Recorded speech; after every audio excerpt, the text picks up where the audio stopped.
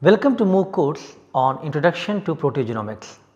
While it is not very difficult to generate big data sets currently using mass spectrometry or NGS platforms, but data storage, data processing, data analysis is not very easy.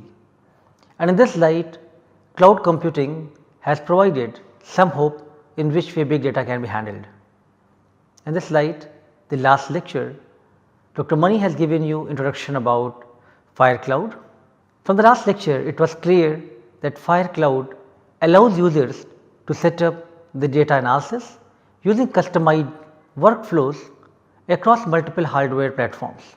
It also allows the users to use several paths for running the pipeline, which includes the direct invocation using command line or through any other pipeline service. Today, Dr. Mani is going to give you a demonstrations for using FireCloud and in which way you can analyze your data even if it is very big data set using this platform. So, let us welcome Dr. Mani for today's demonstration session.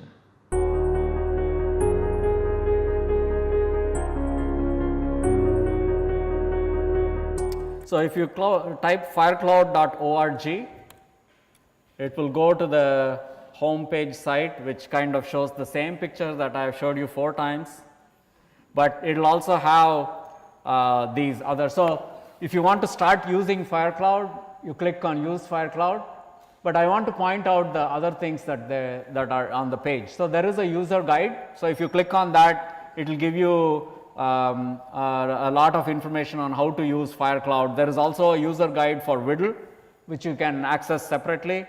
And so, a lot of documentation has been reasonably well written for this.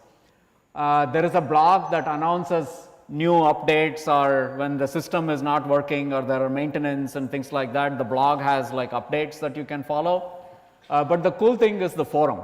So, the people who actually created FireCloud and who are working on all the algorithms respond to questions if you have any. So, you go to the forum. I think to use the forum you have to log in. So, you have to create a user ID and log in. But once you log in, you can see what others have asked and what responses you have. And like David was saying yesterday, a lot of the questions that you encounter when you start using it, somebody has already encountered, and then there will be an answer that you can quickly look up. But if there isn't and your question is unique to your problem and you're encountering some bug that you need to have them fix, then you can post on the forum and then somebody will respond, usually within a few hours. Well, maybe here it might be half a day, because when you post now they are all sleeping. So when you click on use FireCloud, it goes to the FireCloud main page, the portal page. If you type portal.firecloud.org, you would end up at this page directly. And so you can see you have to log in to use it. You can use your Google ID to log in. I think mine is already set up, so it just went in. And I think you have to use only a Google ID to log in. I don't think you can use anything else. So, the main page looks like this. And if you read the top red bar that comes up as a warning for me, it's saying my NIH controlled access data permission has expired. So, controlled access data has the identifiable data with genomic SNPs that I just mentioned previously. In order to access that data, you need special permission from the NIH. So, you have to say, why do I want access to it and what project am I going to use that data for? And so, you have to apply, and then they will look at your application and say, okay, you are now authorized to access this data. So, when I click on this relink, it will take me to a login page where if I log in correctly, it knows I am authorized, and then it will enable me to access those data. But after a month, the authorization will expire and you have to reauthorize yourself in FireCloud. The NIH authorization is usually valid for a year. So, this is the kind of security I was talking about. If you downloaded the data to your institute, then your institute is responsible for making sure that people who access the data are authorized to access it. But here, FireCloud implements a uniform process for everybody, and you don't have to worry about it now. And then you can see 3 main tabs here. One says So one says workspaces, the other says data library, and the third one says method repository. So a workspace is where you are doing your analysis. So it has a set of methods, it has your data, and it has your configuration for the methods, whatever inputs you want to give for your methods. The data library has publicly available data. So the CPTAC data is available, the genomics TCGA data is available. All those data are available in the data library, and you can use it for your analysis, or you can just look at it, or you can download it. But if you have to download it, I think you need an account because it costs money. And then finally, there is the method repository, which has methods that everybody has written. So some methods are public, then you can see those. Some methods are shared, so the method author will say, okay, you can look at it, and they'll give you permission and you can look at it. And some methods are private, only the authors can see. And whoever writes a method can control what the access privileges are for that method. So if it's a method you're still testing and you're not sure works very well, you would most likely keep it private. But then once it's been tested and you're using it in a project in your group, then people in your group might have access to that method. And ultimately, when your paper is released, you would make it public. So you can change the access anytime, and you can control who has access to methods you have written. So I'll pick a workspace and we can take a look at it. So let me see. So you see there is this workspace that's called CPTAC PGDAC production pipeline. So that is our collection of pipelines for the proteogenomic data analysis, all the CPTAC projects for which we do proteogenomics. And you can see that it says restricted. That's because only people at the board currently have access to it. So if you click on that, this is the summary page. So that says summary. This is the summary page for that workspace. So you can see the workspace has data, it has analysis, it has notebooks, it has method configurations, and when a process is running, you can monitor what is happening to it.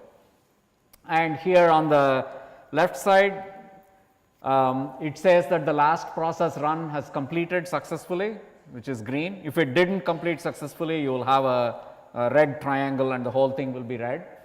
You can share the workspace with others, you can edit it, you can make a copy of it and experiment with it if you want, or you can just delete it. Or let's say you have published your paper and you don't want any changes made to this workspace, you can lock it. So if you lock it, nothing can be changed in the workspace, but people can copy it and do stuff with it. And then it says who has access, who owns it, who are authorized users. So this is all basically access related stuff. And then here it's showing me how much it cost to run it. So you can see, I think this one has no data in it, so there is no monthly cost. If you had data files stored, then they will be charging you some fee for storing the data on a continual basis. And then, so this is the billing detail. If you click on this, it will show you how much you have used in the last whatever time frame for storage, compute. You can get a lot of details there. But the thing I wanted to point out is the Google bucket. So every workspace has a Google bucket associated with it, and this is the address of the Google bucket associated with this workspace. So if I click on it, actually, fine, let me click on it. So accessing a bucket is again based on permissions. You have to have the permissions to access the bucket.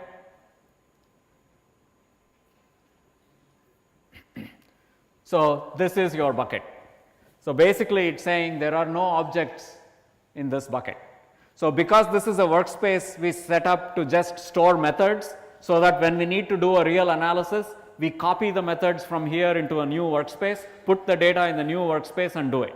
Because every time you get different data or slightly modified data. So you have breast cancer, you need breast cancer data. You made some changes, you have new version of breast cancer data. You want to apply it to ovarian cancer, you have ovarian cancer data. So usually the data changes, and with that the settings used to run the methods also change. And so we keep the methods in this workspace and then copy it to a new workspace to apply it. So before going to our actual analysis workspace, I want to point out the methods that we have. So, here are the methods. So, each line here is one pipeline. So, you can see there is a main pipeline.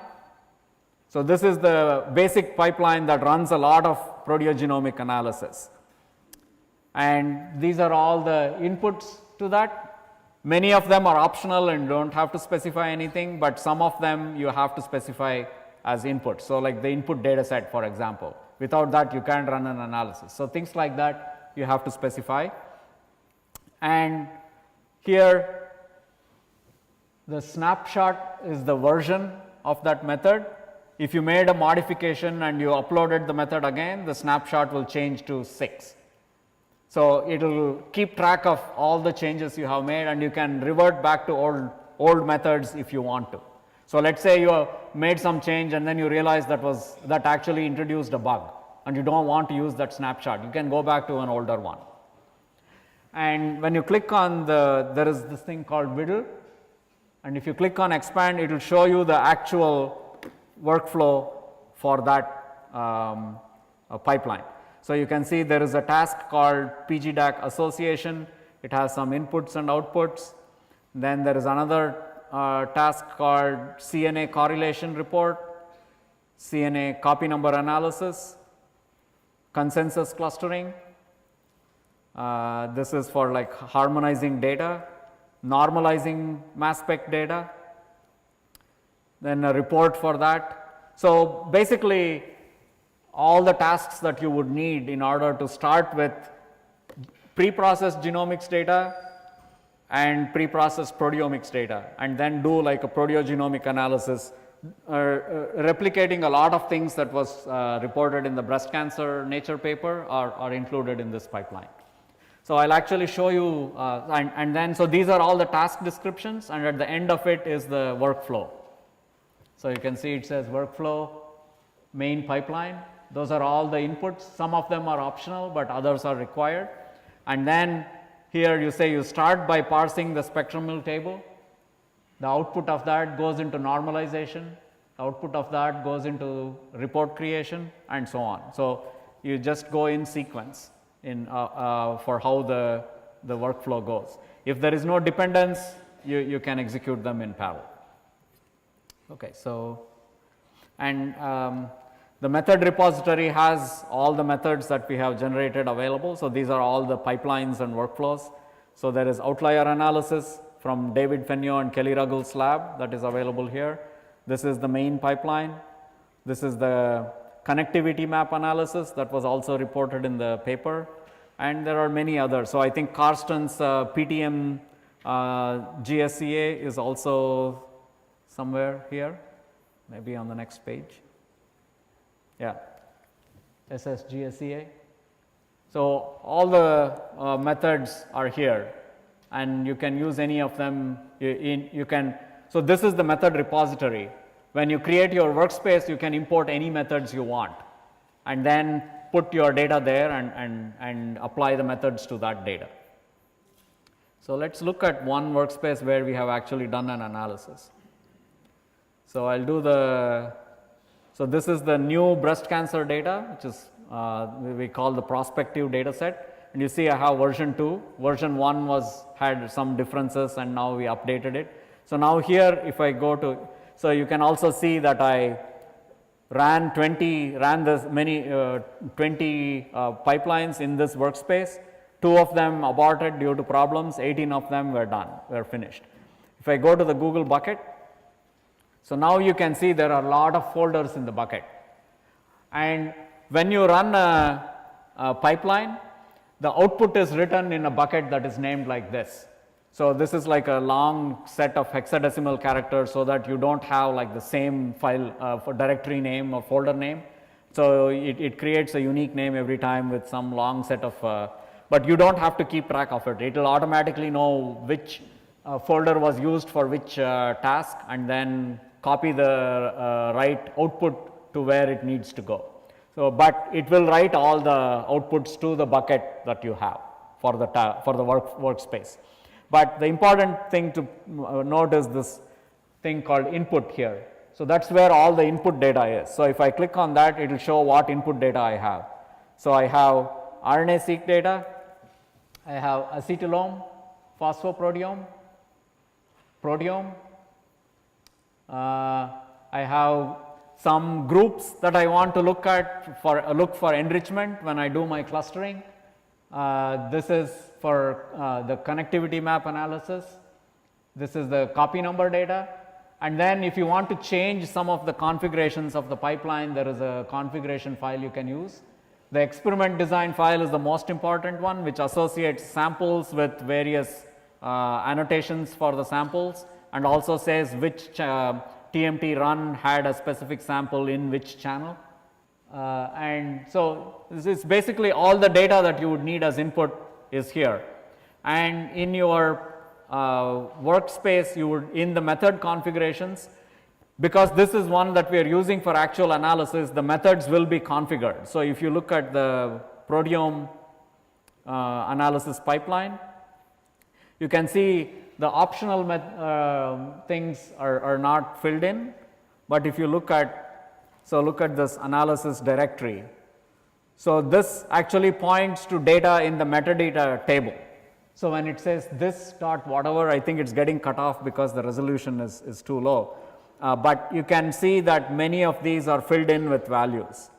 And so some of them are actual numbers or strings, like this one for example is a string, but many of them start with this.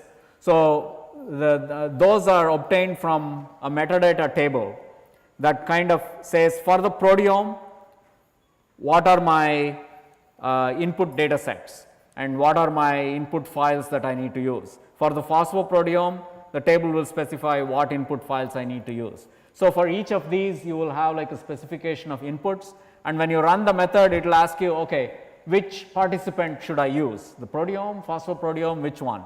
And when you pick proteome, it will get the right inputs, it will do the proteome analysis, and the output will be also in one of these files. So I think so there is an output table that is written out somewhere here, or you can look at, go to monitor, it will show you all the analyses that have been run. So this one for example was the proteome analysis that we did. If we look at it, it will tell you what all happened in the proteome analysis. So this was the proteome analysis, it will tell you what the inputs are. So all the files and parameters that were used as input, it will tell you what the outputs are. So there is one output file which is like a zip file that has all the outputs from the various tasks that were run, but there are also reports that you have that will show you on a web page, many times in an interactive web page on some of the results that were obtained. And then these are all the tasks that were run. It's not in the order they were run, but these were all the tasks that were run. And you can also see the timing. So it will show you which tasks were run when. So you started off by doing parsing the spectral table, normalizing, and then doing the normalization report, RNA protein correlation and so forth. And you can see how long each one takes. And the association analysis takes the longest, and after that you do consensus clustering and then you are done. So it gives you a visual picture of how the entire flow was executed. And the data library basically has various data sets. I won't go into that now. So you can see that there's a lot of data that you can use from there. I think that's kind of all I wanted to show.